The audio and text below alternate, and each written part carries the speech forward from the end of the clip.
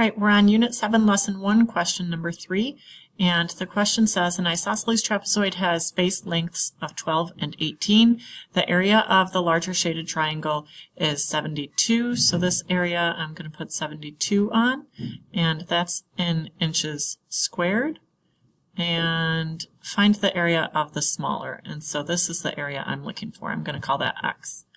And so we learned in class that the ratio of the areas is equal to the ratio of the sides squared.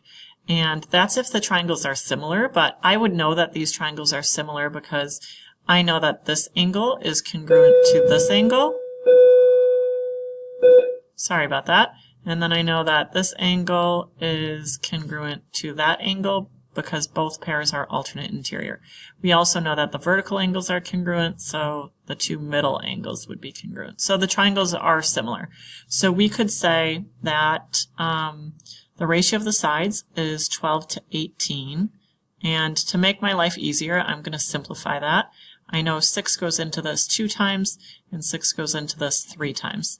And so I have 2 to 3 for the ratio of the sides.